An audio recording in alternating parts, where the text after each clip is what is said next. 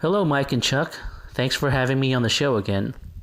Today, I wanted to talk about something that's not often talked about in the conspiracy movement or the alternative media, and that is the option of moving overseas and getting out of America to live abroad. And I think the reason this is not talked about, okay, is because if you're a true patriot, you're supposed to love your country and stay behind and stay in America to try to change things and fight the New World Order or whatever's going on. And so there's this assumption that you have to stay in your country and change it, and that's the only way. But if you think about it, the solution of moving abroad makes a lot of sense. Okay, there's a lot of good reasons, and I'm going to cover some. But first of all, I want you to think about this. If you were on a sinking ship, like the Titanic, for instance, wouldn't your first thought be to simply get off the ship? Of course it would. That would be the most logical solution, okay? But for some reason, when it comes to America, people don't think that a solution to the problems in America is to get out of the country. They just don't think like that because it's too out of the box. It's too unusual to think that way. We're not conditioned to think that way. Even in the alternative media, we're not conditioned to think that way.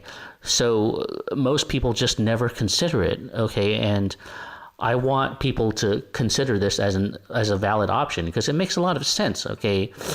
I mean, if you're on a sinking ship, obviously the most logical solution is to get off the sinking ship. But when it comes to America sinking down in almost every way, except for technology, of course, people just don't think that way when it comes to America. And there appears to be a mental block about that. And so I just wanted to try to remove this mental block and help people see that moving abroad is a very valid solution that makes a lot of sense when you consider all the reasons for doing so. Now, in the conspiracy movement, there is this assumption that all the problems in America are the same everywhere. So because America represents the world, therefore everything that's happening in the United States is happening everywhere, okay? And in a sense, I mean, yes and no. In a sense, that's true, and in a sense, it's not, because other countries do share some of America's problems. Of course, there's going to be corruption, crime, conspiracies. Every country has positives and negatives, okay? But most countries do not share America's problems in the extreme that America does, okay? So yeah, there's good and bad everywhere, okay, but it's not as bad, it's not as extreme as in America. And I'm going to cover three reasons why, okay? I mean, I have a lot of reasons, of course, but these three I think are very important to a newcomer or a practical person that just wants to hear a little bit of information regarding practical benefits, and that makes sense too. Okay, so what I'm trying to say is that there are countries out there that are saner, friendlier, healthier, etc. Okay, and so let me cover a few reasons. Okay, so one, first of all, is that in most countries you'll have a lower cost of living, okay? Which means you don't have to. I mean, America's a pretty expensive country, and the inflation has made prices rise a lot, especially since the 70s.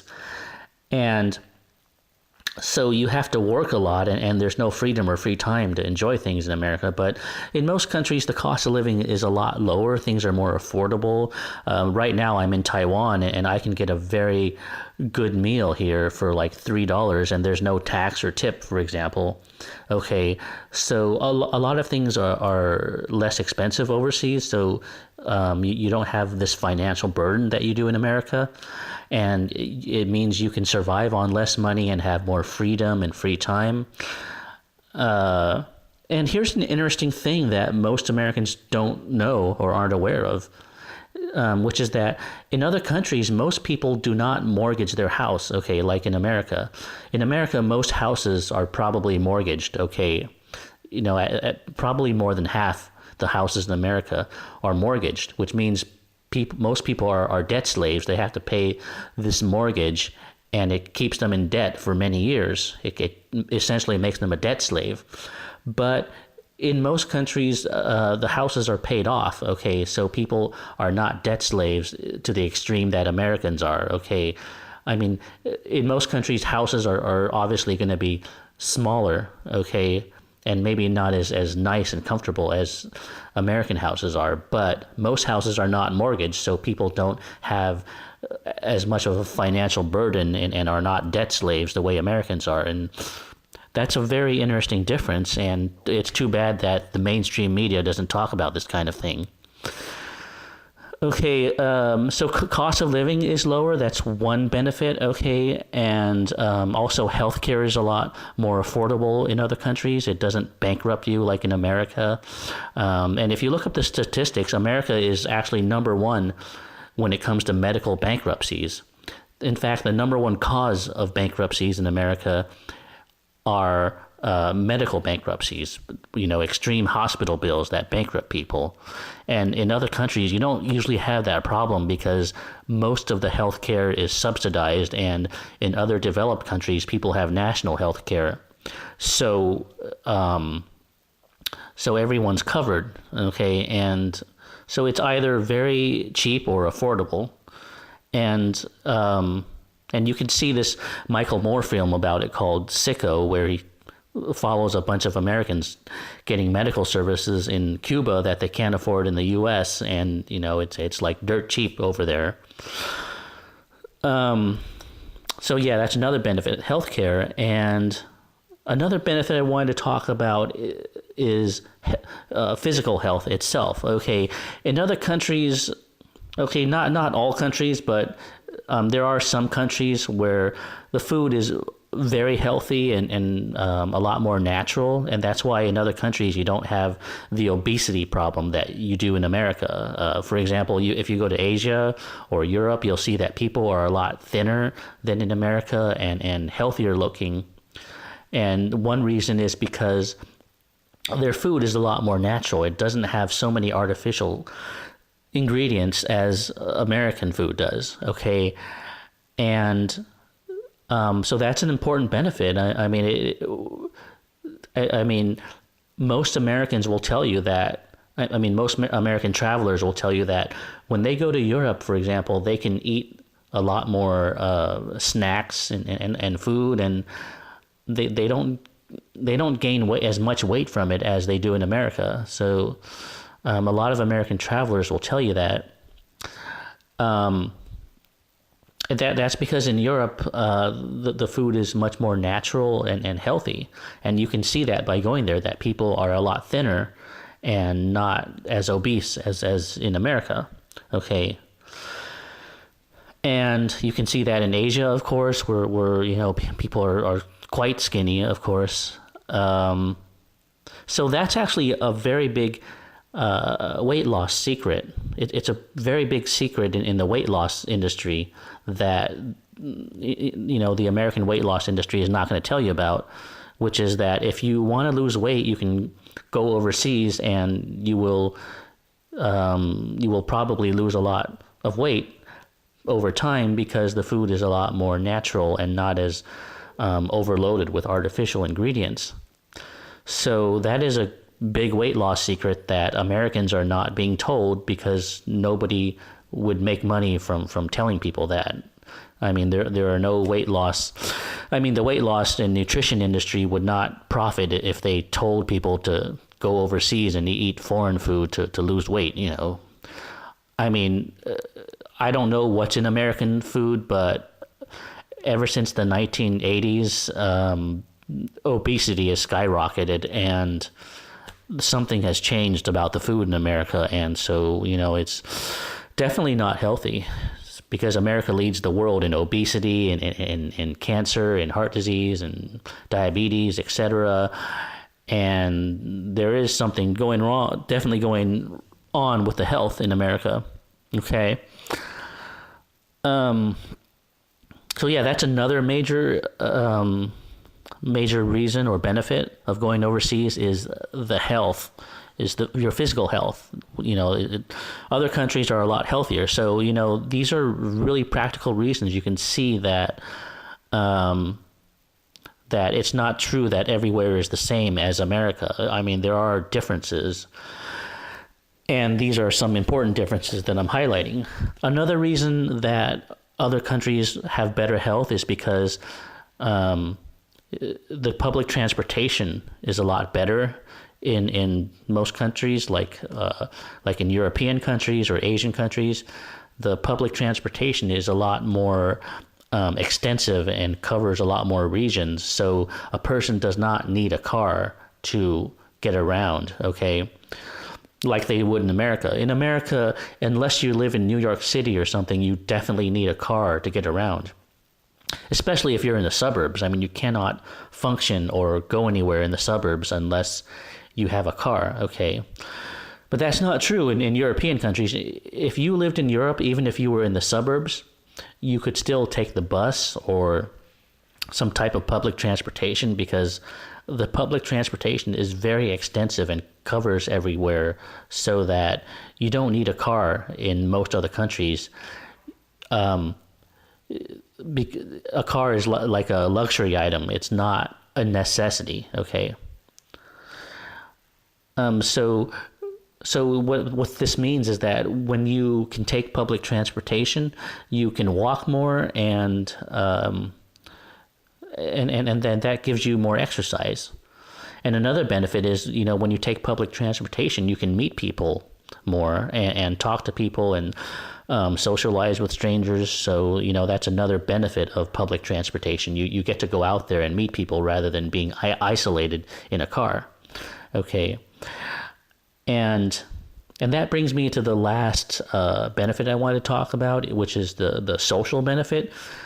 You see, when you go to other countries, the first thing you notice is that people are a lot more down to earth, okay, and more modest and humble and easygoing, okay.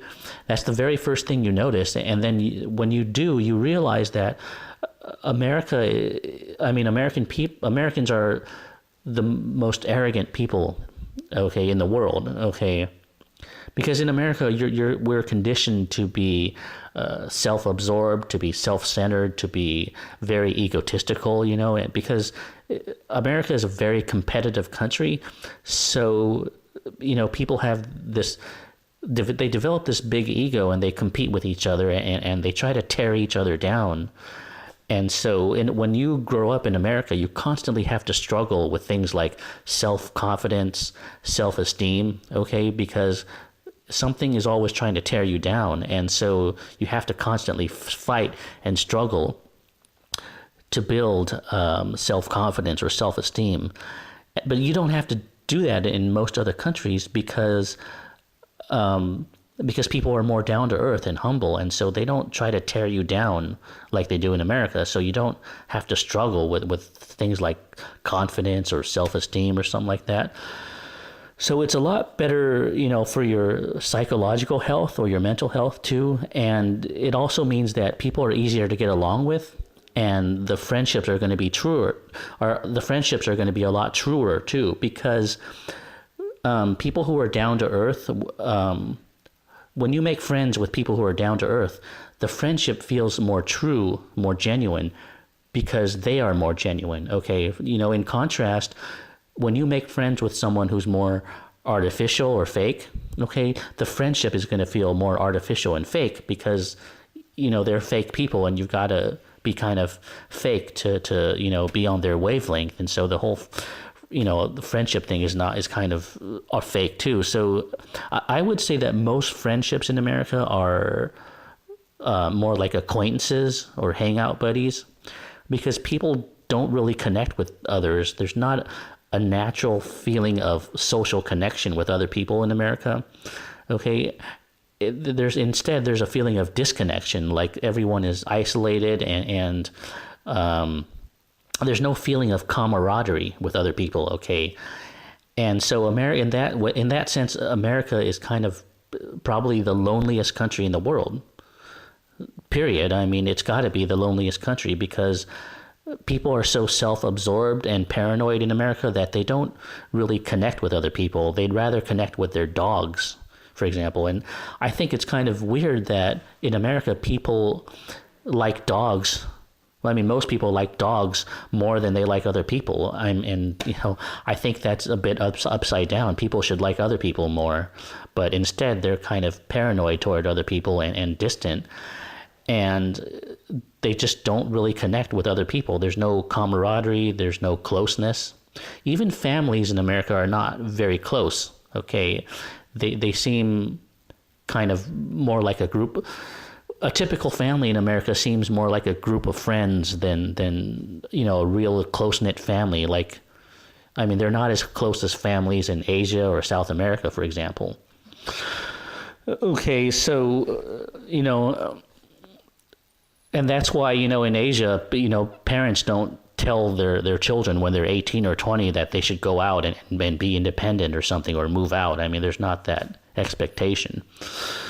Okay, so what I'm saying is that in other countries, there's more of a social connection, okay, a natural social connection, and people are more humble, more modest, and more down to earth, okay, and they just act a lot more genuine. So it's a lot easier to connect with people, and so you don't feel as lonely in other countries. And when you make friends, the friendship feels more genuine and true because, the people are more genuine and down to earth. Okay, so, and this applies to people in their 20s and 30s too. For example, when you visit European countries, you find that people who are young, like in their 20s and 30s, they tend to be very down to earth, okay? Whereas in contrast, in America, usually like the older folks or the senior citizens are down to earth, but the people in their 20s and 30s and even in their 40s are not as down to earth in the USA, because America, is not, the culture and the social culture, it's not very down to earth anymore. I would say it used to be, for example, if you look at the TV shows in America in the 60s and the 70s, the characters on there seem a lot more down to earth and more genuine than they do today. And they look a lot more wholesome too, and good natured as well. I mean, just look at the TV shows and the commercials on YouTube, for example, from back in the 60s, the 70s, and early 80s. And you'll see that people looked a lot more wholesome and down to earth and genuine. In America, I'm talking about, of course. So America's really not as genuine and down to earth as it used to be. And you can even see that in our politicians. I mean, for example, George Bush and Obama, they don't look down to earth at all. They look very fake, very plastic. They look like bullshitters. They're very inauthentic. But if you look at the presidents we had back in the 70s, for example, like Nixon, Ford, Jimmy Carter, those presidents seem a lot more down to earth. And I think that's a reflection of the people, because in the 70s, people were more down to earth. So they elected presidents that were more down to earth. But nowadays in modern America, people are not as down to earth. So they elect presidents that, like Obama, that are not down to earth. Okay, so I think the state of the people have a lot to do with that. Okay, and obviously, even if presidents are selected, then they're probably selected because they match the people. I mean, if they're selected by the cabal that runs America, okay, then they're probably selected because they match the type of people that would vote for them. Okay, so either way. Okay, so yeah, that's an important point, which is that that socially speaking, I mean, sorry I went off on a tangent, but socially speaking, it's easier to connect with people in other countries and make friends, and you don't feel as lonely as much because people who are down to earth are easier to get along with, easier to connect with. Whereas in America, I mean, people are more arrogant, more self-absorbed and egotistical, so it's harder to get along with people as much, and it's harder to make friends as much too, because of all the reasons I talked about. So, that's another important benefit. You don't feel as lonely in other countries, when you have more genuine people around you. Okay. Now, so those are some really good reasons and benefits of living overseas and getting out of America. I mean, they are very real and practical reasons. So, I mean, this is just, a few reasons. I can give a lot more, okay? But this gives you an idea that it is not true that everything in America is the same everywhere, which most people in the conspiracy movement seem to insinuate for some reason. So I just wanted you to be aware that there are differences in that. If you can afford it, okay, and you have some money saved up and you're willing to work overseas, then this is a very viable option that makes sense, and it comes with a lot of benefits. And also a lot of your problems, especially if they're problems in the areas I just talked about, okay, a lot of those type of problems can be solved by going overseas too. So you can solve a lot of problems, you can have a better life, etc., by just moving abroad and leaving America, okay? And so it's a very logical, sensible solution, okay? You don't have to stay in America and try to fix things or fight things. I mean, that's kind of, a very uphill battle. It's kind of futile in a sense, because I mean, I don't see, any type of revolution in America really working, okay? I mean, if we were like back in the 1700s with muskets or swords, I mean, you could have a revolution and win, okay? But, when the government has machine guns and tanks, I mean, the people cannot successfully win in a revolution, okay? And most people are too self-absorbed with their work, with their television, with their iPhone. People are just too self-absorbed to even care about organizing for any kind of revolution, whether it be an armed revolution or a passive revolution or just a revolution of awakening. I mean, most people just are too self-absorbed for that kind of thing. I mean, the cabal that runs America makes sure that Americans live in fear, okay?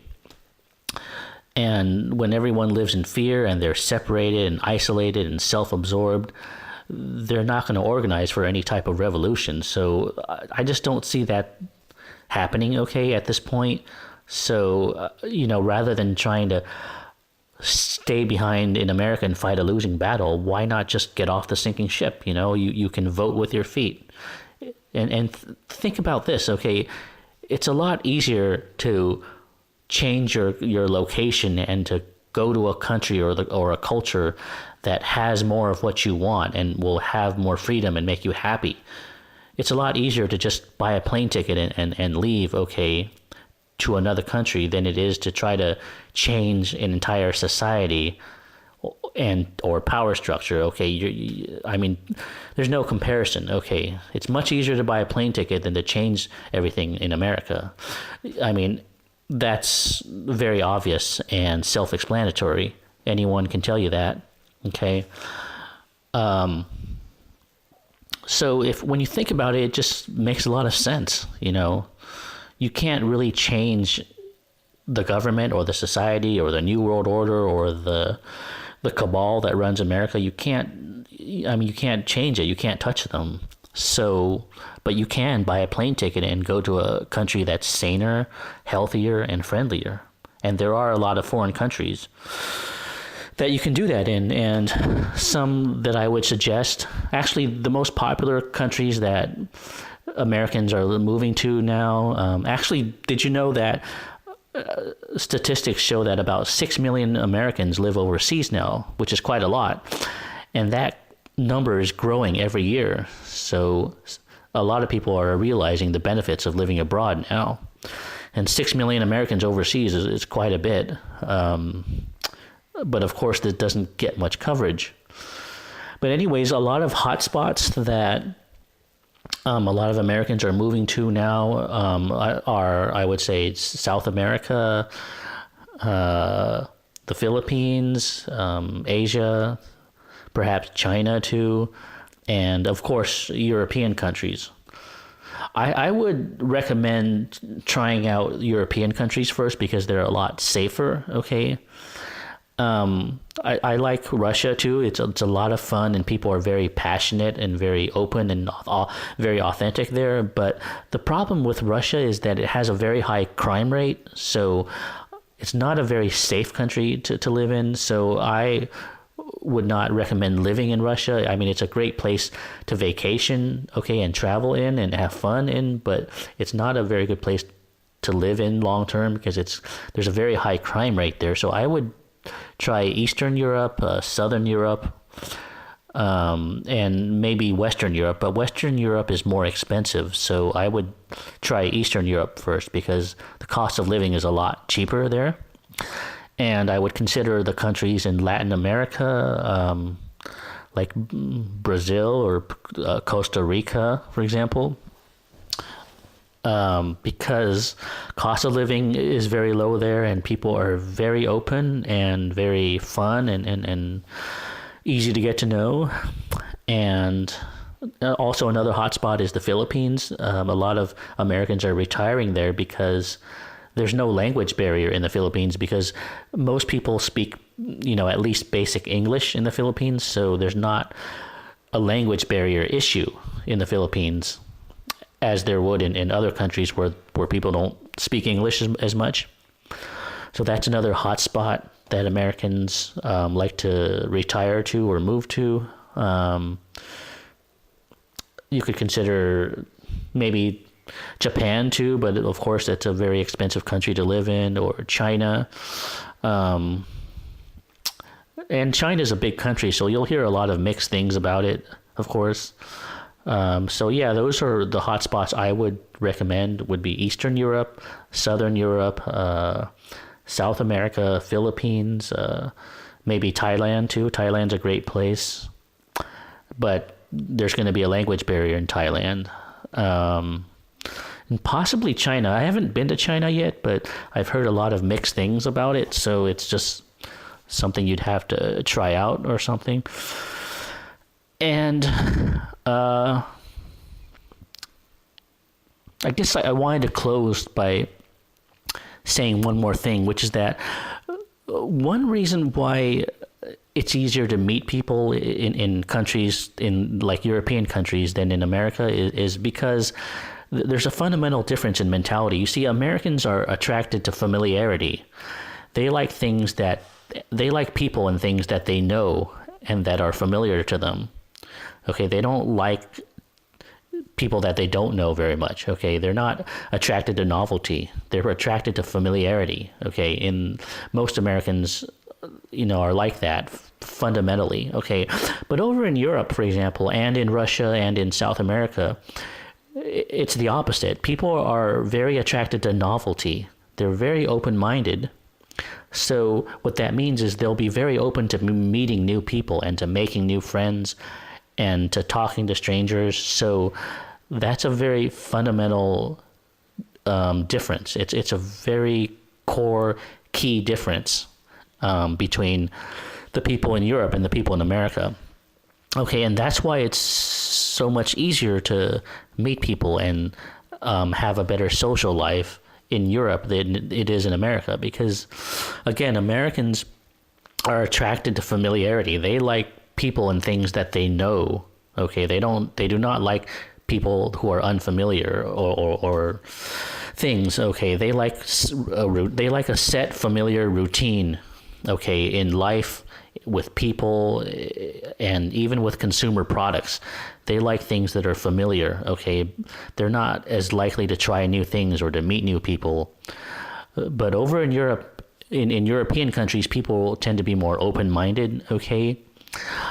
And they're more attracted to novelty. They like things that are different and new, and they're much more curious as well. So they're going to be more open to meeting new people, and so you're going to have a lot easier time meeting new people and making friends in European countries than in America. Okay, and I'm not trying to generalize. Of course, not all people are like that, but when you live or travel in Europe, you'll see what I'm talking about. I mean, there's definitely a pattern. It's a different mentality in most people, and you'll find all kinds of people everywhere you go. There will be people that are like that and people not. But most people, if you travel and live in Europe, most people you meet will fit the description that I gave you. And most people who travel, if you ask them, they'll pretty much concur with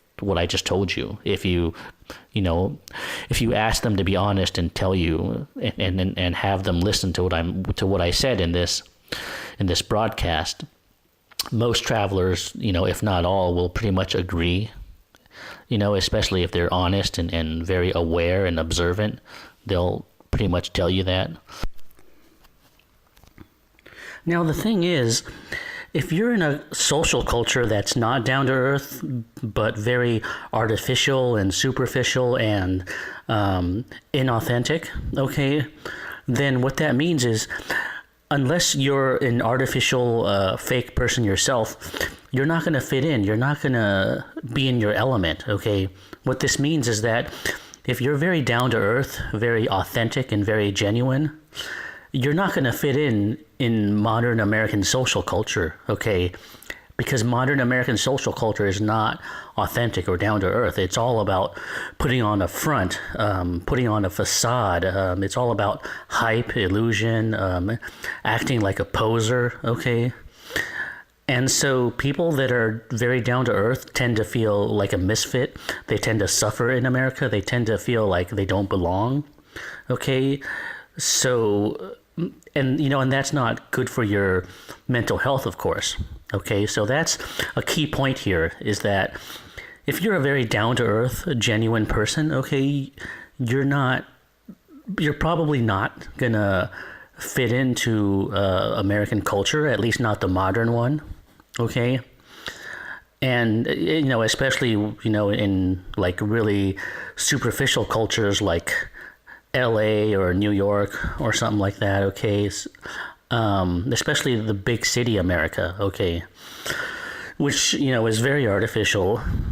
So that's the key point. That's the key thing to keep in mind, okay? And also, you might have noticed that people who are deep thinkers tend to not like American culture, because American culture is based on a large amount of phoniness, hype, illusion, BS, okay? So it's not very authentic or down to earth. So people who are deep thinkers tend to not like to BS, okay? Or they don't like phoniness, okay? So people who are deep thinkers, they tend to be drawn toward Europe or Latin America, because people are a lot more authentic in those countries. And also in European culture, the culture is a lot more intellectual as well, and more toward people who like philosophy or deep thinking or history, and it's a lot more intellectual in general. And if you study American history, one of the smartest people in colonial America was Benjamin Franklin, and he spent like a decade in London chatting with intellectuals, okay, before the Revolutionary War. And during the Revolutionary War, he spent about 8 years in France. And, he spent his day, talking about philosophy, playing chess, just having a good time. And he could connect with very intellectual people there, in both London and Paris because he was very intellectual. So people that are so even one of America's great founding fathers, Benjamin Franklin, seemed to have a lot happier time when he was in Europe than in America. Okay, so and this is not surprising because European culture tends to be more conducive toward philosophy, deep thought, intellectualism, ideas, history, art, culture. And so people who are deep thinkers tend to feel more at home in Europe. They tend to thrive there more. They tend to be more in their element, okay? Whereas, they'll be a misfit in America because, America is all about making money, living to work, consumerism. It's not conducive to intellectualism or philosophy, okay? And also the culture is based on a lot of hype, illusion, BS, phoniness, fakery, okay? Putting on a facade, an image. So, so that's another important point to consider and to take into account, okay? Anyways, I hope I've given you something to consider and given you some good reasons and explanations for why you can have a happier and a better life overseas. And if you want to learn more, you can visit my website. It's www.happierabroad.com. That's happier with an IER and then abroad as in overseas.com.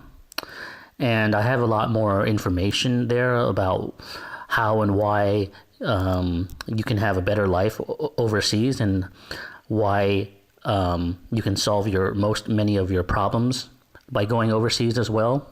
And I think it'll all make a lot of sense when you do more research on my website or on other sites if you want.